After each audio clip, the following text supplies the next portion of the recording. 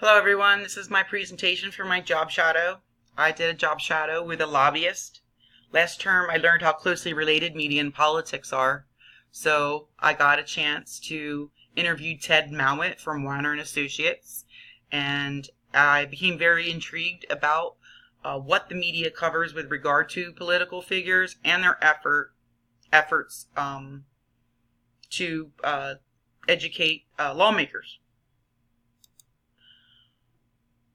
A lot of people misunderstand what a lobbyist is. Like many other people, I just thought they were not trustworthy people because of companies like Monsanto, who pay them to persuade lawmakers to allow them to do labeling laws. And they, want to be able to label your food in a specific way. That's kind of misleading. So that was my initial opinion of that. Here's just a screenshot of Weiner and Associates, diligence, work ethic, know-how, and here are some of the subcategories of what they provide. Association management was a pretty interesting thing. So there's an association, somebody has to organize it, so they hire them to keep the daily, the day-to-day management of the association. Government affairs and lobbying, advocacy, and integrated communications. There's Ted. He has over 30 years experience in government affairs and advocacy. He has a very long list of association management. He chairs the Pennsylvania Alliance of Healthcare Providers, which at the end of the long day I was on, he was preparing for an evening setting up at the Capitol for a dinner for the Healthcare Providers Association. So his day wasn't even done once we were done. Ted is called a certified association executive. So they are responsible for the day-to-day management of the organization. He graduated in 1983 in bachelor's in political science, and he's a second-generation lobbyist and association executive. When we got to the Capitol, we walked to the Capitol from the office, and then everybody was protesting the gun control laws and stuff there. So we couldn't quite get through the crowd to go through security. There's the security. So we went down to there's a second entrance. I call it the secret entrance, but it's not really. Initially, when we arrived, we went to the majority caucus room, as it's called. So there was testimony there on Bill HB 11 that was to bail out the two struggling nuclear power plants. And just so you know, Pennsylvania has the Alternative Energy Portfolio Standard Act, which is a law from 2004 mandating utilities buy from certain clean and alternative energy sources.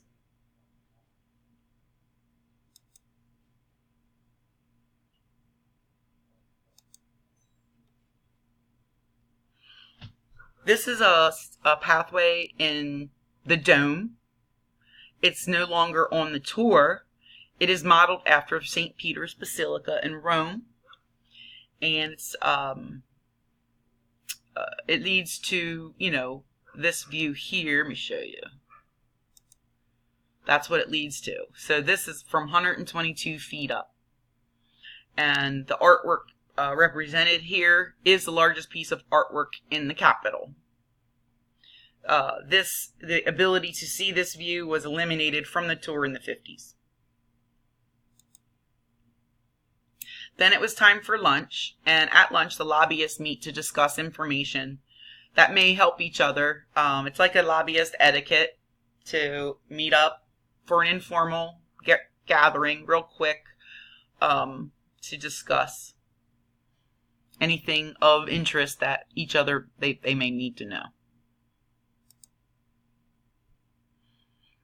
This is some more pictures of the rotunda. And it was finished in 1906. It cost $13 million, and today that would equal over $2 billion. On this day, there was a mental health awareness, and people and legislators speaking about mental health awareness.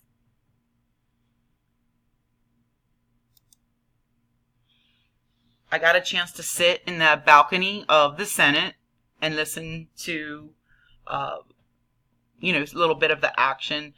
They weren't voting on anything, like I said, but there was a lot of different speeches and stuff pertaining to laws that are coming up. This is the House floor. We also went to the House floor and sat for a while as well. And this is the view of the House Speaker, which I thought was really cool. This room is immense, and it's beautiful.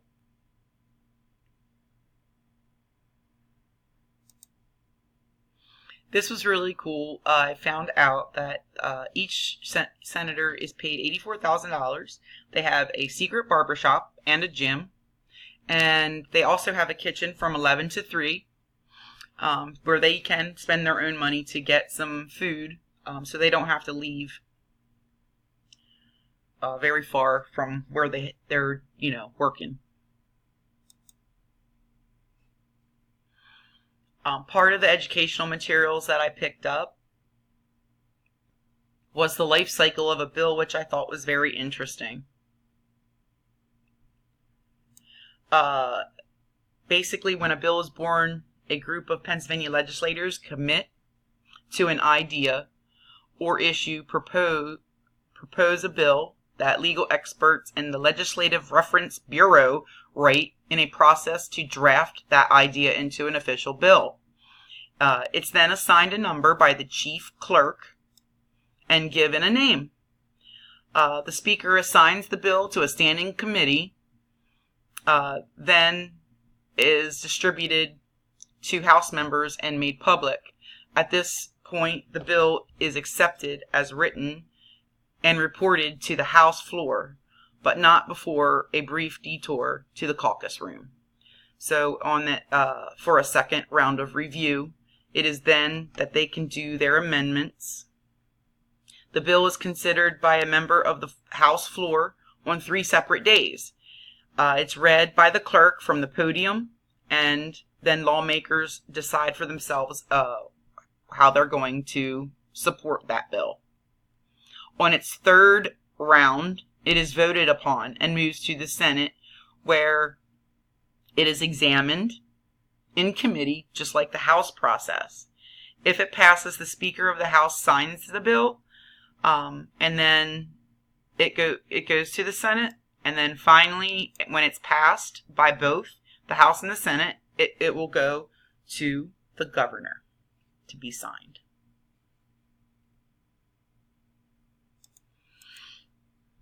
I enjoyed my job shadow. It was very educational, and I got to see the real life of a lobbyist. I learned a lot about the Capitol's history and how laws are made. So I was lucky to be able to have that experience. Thank you.